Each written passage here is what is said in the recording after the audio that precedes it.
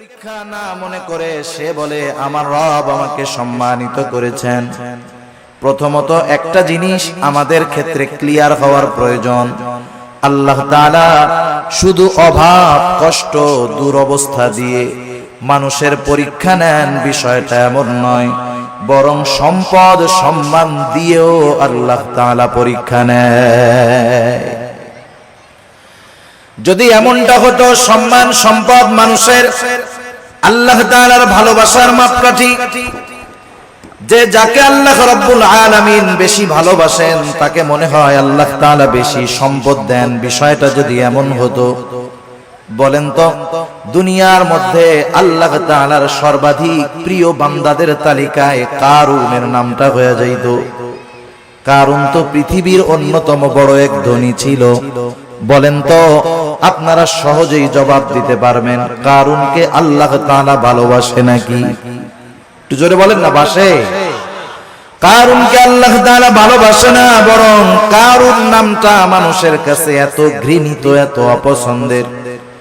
দুনিয়ার কোন মানুষের যদি সন্তান হয়, সে যত গরিব হোক, তাকে যদি বলা হয় তোমাকে মাসে 1000 করে বেতন দেওয়া হবে, টাকা দেওয়া হবে, ছেলের নামটা তুমি কারুন রাখো, আপনারা কেউ রাখবেন?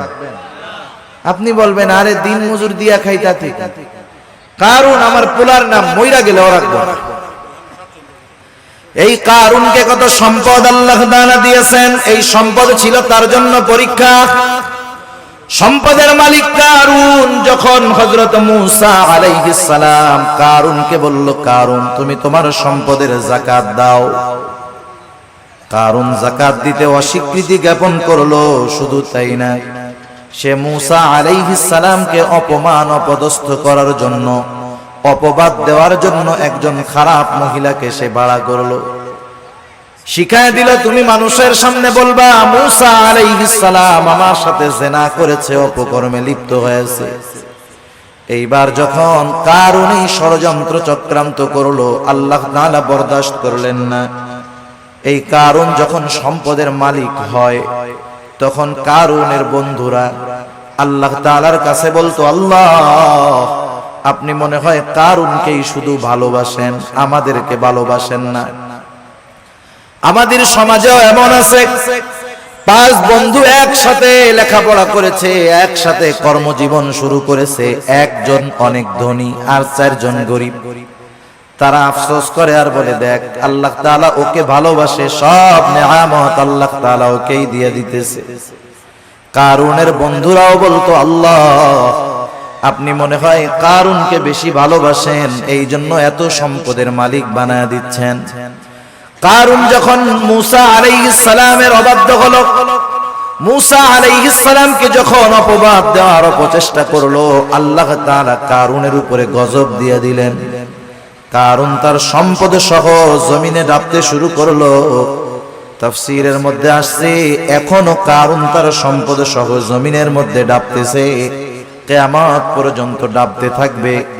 যখন কারুনের বন্ধুরা কারুনের এই দুরবস্থা দেখলো, এইবার ওই গরিব বন্ধুরা বলে আল্লাহ আপনি কারুনকে সম্পদ দিয়েছেন ঠিক, কিন্তু বাস্তবে আপনি আমাদেরকে বেশি ভালোবাসেন। সম্পদ দেখে আমরা মনে করি আল্লাহ তাআলা মনে হয় তারে ভালোবাসে এই জন্য দিচ্ছে, বিষয়টা এমন নয়। কারুন সম্পদ পেয়েছে ঠিক, আল্লাহ তাআলার ভালোবাসা পায় নাই। আবার দুনিয়াতে অনেক মানুষ আছে সামাজিক অবস্থানের দিক দিয়ে তার সম্মান অনেক কম, সমাজের মানুষেরা তাকে গণ্যমান্য কোনো ব্যক্তি মনে করে না, সামাজিক দিক দিয়ে তাকে অবহেলা করা হয়, এমন লোক সমাজে আছে না নাই? এই মানুষগুলা অনেক সময় আফসোস করে আর বলে আহারে সমাজের কোনো বিচার আচার সালিশে আমাকে ডাকে না, আমাকে এই সমাজের লোকই মনে করে না। হয়তো দুনিয়ায় সে দেখতেছে তার সম্মান কম, কিন্তু দুনিয়াতে আল্লাহ রাব্বুল আলামিন অনেক মানুষকে সম্মান দিয়েছেন তাদের পরীক্ষা নেওয়ার জন্য। কত সম্মানিত মানুষ ছিল ফেরাউন, কত সম্মানিত মানুষ ছিল নমরুদ, কত বড় বড় বাদশাহীর মালিক তারা হয়ে গেছে। কিন্তু বলেন তো বাদশাহী পেয়েছে ঠিক, এই সম্মান পদবীর দ্বারা আল্লাহ তাআলার ভালোবাসা কি তারা পেয়েছে নাকি? পায় নাই। যে কথা বোঝাইতে চাইলাম যে সম্মান সম্পদ কারো থাকলেই এটা মনে করার সুযোগ নাই যে তাকে আল্লাহ তাআলা ভালোবাসে। সম্মান সম্পদ দিয়ে আল্লাহ তাআলা মাঝে মধ্যে পরীক্ষা নেন, কিন্তু বোকা মানুষগুলা কি মনে করে? বোকা মানুষগুলা মনে করে আমারে আল্লাহ সম্পদ দিছে, ভালো না বাসলে দেয়। আমারে আল্লাহ চেয়ারম্যান বানাইছে, এমপি বানাইছে, সমাজের বড় ভিআইপি সিআইপি বানাইছে, আল্লাহ ভালো না বাসলে কি এগুলা দেয়? তারা এটা মনে করে। অথচ আল্লাহ কি বলেন যে তাদের রব তাদেরকে এগুলা দিয়েছে পরীক্ষা করার জন্য, আর তারা বলে আমাদের রব আমাদেরকে সম্মানিত করেছে। এরপরে আল্লাহ রাব্বুল আলামিন বলেন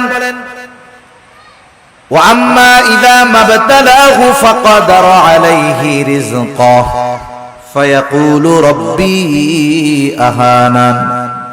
আবার মানুষকে যখন তার রব পরীক্ষা করার জন্য রিজিকের মধ্যে সংকীর্ণতা দিয়ে দেয়, অভাব দেয়, সম্মানটা কমে যায়, কষ্ট ক্লেশে সে পতিত হয়, এইবার ও এইটাকে পরীক্ষা মনে করে না, বরং তার এই অভাব কষ্ট ক্লেশের জন্য সে আল্লাহ তাআলাকে দায়ী করে। বলে ফায়াকুলু রাব্বি আহানান, আমার রব আমাকে অপদস্থ করেছে, অপমানিত করেছে। মুফাসসিরিনে কেরাম বলেন সে তার ভাষায় বলতে চায় যে আমি সম্মানের উপযুক্ত ছিলাম, কিন্তু আল্লাহ আমাকে সম্মান দেয় নাই। নাউজুবিল্লাহ বলেন। অনেক সময় অনেক জায়গায় দেখবেন, বোঝানোর জন্য বলতেছি, নির্বাচন হয় না, নির্বাচন কেউ জিতে কেউ হারে, অনেক ক্ষেত্রে কন্টেস্ট হয়। একজন হেরে গেল, সে তখন বলে হারে আমি জেতারই যোগ্য ছিলাম, কিন্তু আল্লাহ আমারে জিততে দেয় নাই। সে না জয়ী হওয়াটাকে দোষ দেয় কার? আল্লাহ তাআলা। মুফাসসিরিনে কেরাম বলেন মানুষেরা কেমন জানি বলতে চায় আমি সম্মানের উপযুক্ত ছিলাম, কিন্তু আমার রব আমারে সম্মান দেয় নাই। আমি সম্পদের উপযুক্ত ছিলাম, কিন্তু আমার রব আমাকে সম্পদ দেয় নাই। সে তার রিজিকের সংকীর্ণতাটাকে পরীক্ষা মনে করে না, বরং সে তার রিজিকের সংকীর্ণতাটাকে আল্লাহ রব্বুল আলামিনের উপরে দোষ চাপায়া দেয়। তাহলে দ্বিতীয় বিষয় ক্লিয়ার কি? দ্বিতীয় বিষয় হলো যে আল্লাহ তাআলা এক নাম্বার সম্পদ সম্মান এটাও পরীক্ষার জন্য দেন। দুই নাম্বার রিজিকের সংকীর্ণতা, দুনিয়ার কষ্ট ক্লেশ অপমান, এটাও আল্লাহ তাআলা পরীক্ষার জন্য দেন। কি দেখতে চান পরীক্ষার মাধ্যমে? আল্লাহ তাআলা দুই অবস্থাতেই দেখতে চান যে বান্দা সুখ স্বাচ্ছন্দ্যের জীবন পেয়ে আমি আল্লাহকে ভুলে যায় কিনা। আল্লাহ তাআলা দেখতে চান বান্দা কষ্ট ক্লেশে পতিত হয়ে আমি আল্লাহ তাআলাকে দোষারোপ করে কিনা। যারা আল্লাহ তাআলাকে দোষারোপ করে না, অভাব কষ্ট ক্লেশে পতিত হওয়ার পরেও আল্লাহ রাব্বুল আলামিনের উপরে সন্তুষ্ট থাকে, এরাই হলো পরীক্ষায় পাস। আর যারা সম্পদ সম্মানের মালিক হয়ে যখন নাফরমানি করে, অহংকার করে, এরা হলো পরীক্ষায় ফেল। এখন দ্বিতীয় শ্রেণীর মানুষ যখন অভাবে পড়ে আল্লাহ তাআলার ব্যাপারে বলে ফায়াকুলু রাব্বি আহানান, আমাদের রব আমাকে অপমানিত করেছে, আমার রব আমাকে অপদস্থ করেছে। তারা যখন আল্লাহ তাআলার ব্যাপারে এই কথা বলে, আল্লাহ রব্বুল আলামিন তাদের কথার বিপরীতে বলেন কাল্লা, তোমরা যেই দাবি করো সেটা কখনো সঠিক নয়। জবাব দিচ্ছে কে? আল্লাহ তাআলা। কোন কথার? যে তারা বলে যে আমার রব আমাকে কি করছে? অপমান করছে। আল্লাহ তাআলা বলেন কাল্লা, কখনো নয়। না বোধক শব্দ আছে অনেকগুলা, যেমন একটা শব্দ হলো লা, সাধারণ শব্দ না। কাল্লা কখনো নয়, এটা আরো দৃঢ়তার সাথে না বোধক অর্থ বোঝায়। আমি শব্দটার ব্যাখ্যার দিকে যাব না। যাই হোক, দৃঢ়তার সাথে আল্লাহ তাআলা বলতেছেন কখনো নয়, আমি কখনো এমনটা করি নাই, বরং তোমরা যে রিজিকের সংকীর্ণতার মুখোমুখি হও এটা তোমাদের নিজেদের কারণে। কাদের কারণে? নিজেদের কারণে। সেই কারণগুলো কি? এই সূরায় আল্লাহ তাআলা রিজিক এই সংকীর্ণতার চারটি কারণ বর্ণনা করেছেন। কয়টি কারণ? আপনারা একটু কষ্ট করে একটু সামনে আসেন। যে কয়জন আছেন একটু সামনে আসেন, জিকিরের সাথে সাথে একটু কষ্ট করে সামনে আসেন। বাম দিক তাকায় আর কথা বলতে ভালো লাগতেছে না, একটু সামনে আসেন জিকিরের সাথে সাথে লা ইলাহা। যারা মুরব্বিরা আছেন একটু সামনে আসেন। বাচ্চারা সামনে থাকলে ওরা কথা বুঝে, ওরা তো হুজুরদের ডরে বয়ে রয়েছে ওই জায়গায়, যে ওইটা গেলে হুজুরে আবার পরে কিছু বলে কিনা, বুঝেন নাই? আপনারা একটু সামনে আসেন, এই সামনে আমার সামনাসামনি আসেন, একেবারে আমার সামনাসামনি আসেন জিকিরের সাথে সাথে লা ইলাহা ইল্লাল্লাহ, লা ইলাহা, লা ইলাহা ইল্লাল্লাহ, লা ইলাহা, লা ইলাহা ইল্লাল্লাহ মুহাম্মাদুর রাসূলুল্লাহ সাল্লাল্লাহু আলাইহি ওয়াসাল্লাম।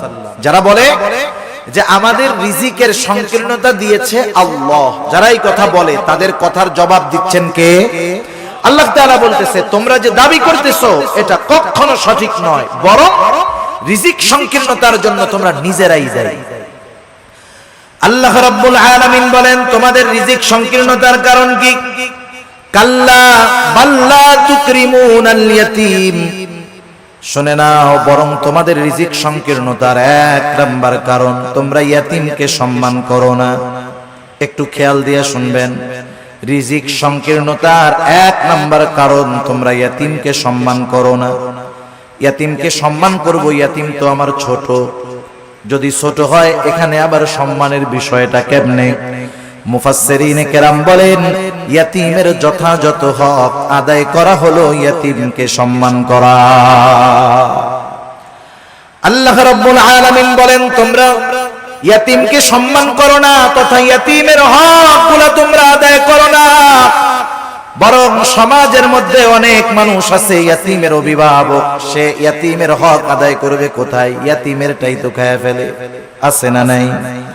ইয়াতীমের সম্পদ এটা বড় জঘন্য সম্পদ। আল্লাহ তাআলা সাধারণ ভাবেই বলেন ইয়া আইয়ুহাল্লাযীনা আমানু লা তাকুলু আমওয়ালাকুম বাইনাকুম বিল বাতিল। আল্লাহ তাআলা বলেন তোমরা অন্যায়ভাবে কারো সম্পদ ভক্ষণ করো না। কারণ কেউ যদি কারো সম্পদ ভক্ষণ করে এর সাথে বান্দার হক সম্পৃক্ত থাকে।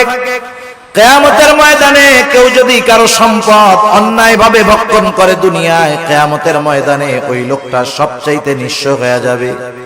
হাদিসের মধ্যে আসছে নবীজি সাল্লাল্লাহু আলাইহি ওয়াসাল্লাম বলেন কিয়ামতের দিন সবচাইতে নিঃস্ব হবে ওই ব্যক্তি যার আমলের কোনো অভাব নাই, নামাজ রোজার অভাব নাই, হজ যাকাতের অভাব নাই, দান সাদকার অভাব নাই, এক কথায় কোনো প্রকার নেক আমলের অভাব নাই। দুনিয়াতে তার একটা সমস্যা ছিল, সে বান্দার হক নষ্ট করত। পাহাড় পরিমাণ আমল নিয়ে বান্দার হক নষ্টকারী কিয়ামতের ময়দানে আল্লাহর সামনে উঠবে। ও নেকের পাহাড় দেখে চিন্তা করবে ওর জান্নাতে যাওয়া কে ঠেকায় আছে। আল্লাহ তাআলা তাকে জান্নাতে যাওয়ার অনুমতি দেওয়ার পূর্বে তার ব্যাপারে আল্লাহ রাব্বুল আলামিনের দরবারে মানুষেরা অভিযোগ দায়ের করবে। লম্বা হাদিস, আমি শুধু সারমর্ম কথাগুলা বলতেছি। কিছু লোক তার বিরুদ্ধে আল্লাহ রাব্বুল আলামিনের কাছে অভিযোগ দায়ের করবে। লোকটা হয়তো বলবে আল্লাহ এই লোকটা দুনিয়াতে আমার হক নষ্ট করেছিল, কেউ বলবে আমার সম্পদ দখল দিয়েছিল, কেউ বলবে আমাকে কষ্ট দিয়েছিল, এক কথায় আমার হক নষ্ট করেছিল। আল্লাহ দুনিয়ার ভিতরে আমি দুর্বল থাকার কারণে আমি ন্যায় বিচার পাই নাই, দুনিয়াতে আমি মাজলুম ছিলাম। আয় আল্লাহ আজকের দিন আমি কি ন্যায় বিচার পাবো না? বরং আল্লাহ রাব্বুল আলামিন তো সেই দিন ন্যায় বিচার কায়েম করবে, ইনসাফের আদালত আল্লাহ তাআলা প্রতিষ্ঠা করবে।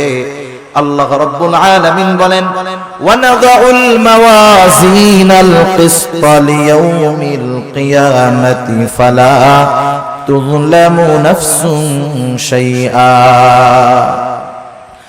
আল্লাহ রাব্বুল আলামিন বলেন আমি কিয়ামতের দিন ইনসাফের আদালত কায়েম করব।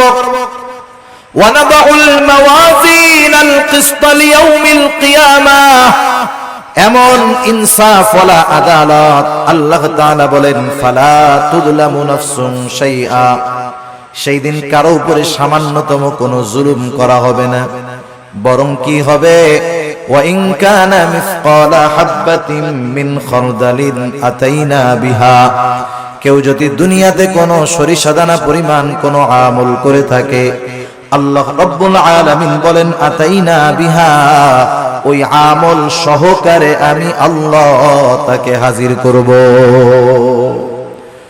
দুনিয়াতে সরিষা দানা পরিমাণ আমল যদি কেউ করে, সেই সরিষা দানা পরিমাণ আমল সহ তাকে হাজির করা হবে। শুধু হাজির করবে আল্লাহ তাআলা তা না, বরং আল্লাহ সুবহানাহু ওয়া তাআলা ওই আমলের হিসাব নেবেন। সুবহানাল্লাহ। মোট কথা সেই দিন আল্লাহ তাআলা ন্যায় বিচার করবে। লোকটা এবার আল্লাহ তাআলার কাছে অভিযোগ দায়ের করবে, আল্লাহ রাব্বুল আলামিন তার অভিযোগ গ্রহণ করবে। এবার ওই পাহাড় পরিমাণ নেকের মালিককে বলা হবে, তোমার ব্যাপারে যে অভিযোগ দায়ের করা হলো সত্য নাকি? সে মিথ্যা কথা বলার কোনো উপায় নাই, স্বীকার যেতে সে বাধ্য। সে বলবে, হ্যাঁ, দুনিয়াতে আমি তার এই হক নষ্ট করেছি। আল্লাহ তাআলা বলবে, দাও, তার হকটা আদায় করে দাও। বলেন তো, দুনিয়াতে কেউ যদি কারো জমি জোর করে দখল দেয়, কিয়ামতের দিন জমি দেওয়ার কোনো অবস্থা আছে নাকি? এইবার লোকটা বলবে, আল্লাহ, এ তো দুনিয়া না, দুনিয়া না। দুনিয়া যদি হইতো আমি তার জমি, তার হক তাকে ফিরাইয়া দিতাম, এখন আমি কোথার থেকে দিব? এইবার অভিযোগকারী বলবে, আল্লাহ, ঠিক আছে, এটা তো দুনিয়া না। দুনিয়ায় আমার সম্পদ সে দখল দিয়েছিল, আজকে আমার সম্পদের প্রয়োজন নাই, সে আমার দুনিয়ার হকটা তার নেকির দ্বারা মিটায়া দে।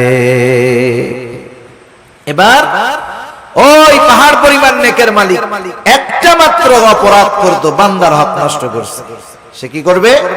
নেকির থেকে নিয়ে এক একজনের হক আদায় করবে। যারা মানুষের হক নষ্ট করে, এরা একজনের করে না, বহুজনের করে, ঠিক কিনা বলেন? বহুজনের করে। একের পর এক অভিযোগকারী আসবে আর সে হক আদায় করতে থাকবে। এক সময় পাহাড় পরিমাণ নেক শেষ হয়ে যাবে, কিন্তু অভিযোগকারীর সিরিয়াল এখনো বড় লম্বা। আল্লাহ তাআলা বলবে, তাদের হক আদায় করো। লোকটা বলবে, আল্লাহ, মানুষের হক আদায় করতে করতে আমার সব নেকি শেষ হয়ে গেছে। এইবার অভিযোগকারীরা বলবে, আল্লাহ, তার নেকি নাই, তাতে কি, আমাদের গুনাহগুলা নিয়ে আমাদের হক আদায় করে দি। এইবার সে মানুষের হক আদায় করতে করতে পাহাড় পরিমাণ গুনার মালিক হয়ে যাবে। রাসূলুল্লাহ সাল্লাল্লাহু আলাইহি ওয়াসাল্লাম বলেন, কিয়ামতের ময়দানে ওই লোকটার মতো নিঃস্ব আর কেউ নাই, যে দুনিয়াতে তার আমলের কোনো অভাব ছিল না, কিন্তু সে বান্দার হক নষ্ট করার কারণে কিয়ামতের দিন সব নেক অন্যকে দিয়ে দিতে হবে, আর সে তার নেকের বদলে গুনার পাহাড়ের মালিক হয়ে যাবে। ইয়াতীমের হক যারা নষ্ট করে, সাধারণত ভাবে এক নম্বরে তারা মানুষের হক নষ্টকারী হয়। ইয়াতীমের সম্পদটা আরো জঘন্য। আল্লাহ তাআলা কোরআনুল কারীমের মধ্যে বলেন, ইন্নাল্লাযীনা ইয়াকুলুনা আমওয়ালাল ইয়াতামা যুলমা ইন্নামা ইয়াকুলুনা ফি বুতুনিহিম নারা। আল্লাহ রাব্বুল আলামিন বলেন, নিশ্চয়ই যারা অন্যায়ভাবে ইয়াতীমের সম্পদ ভক্ষণ করে, ইন্নামা ইয়াকুলুনা ফি বুতুনিহিম নারা, সে কেমন যেন আগুনের দ্বারা তার পেটকে ভরপুর করে। আপনারা একটু জবাব দিবেন, বলেন তো, আগুনের স্থান জান্নাত নাকি জাহান্নাম? নিঃসন্দেহে জাহান্নাম। আল্লাহ তাআলা বলেন, ওয়াসায়াসলাউনা সাঈরা, অচিরেই তাকে জাহান্নামের মধ্যে নিক্ষেপ করা হবে। সেজন্য ইয়াতীমের অসম্মান মানে ইয়াতীমের সম্পদ দখল দেওয়া, ইয়াতীমের সম্পদ ভক্ষণ করা।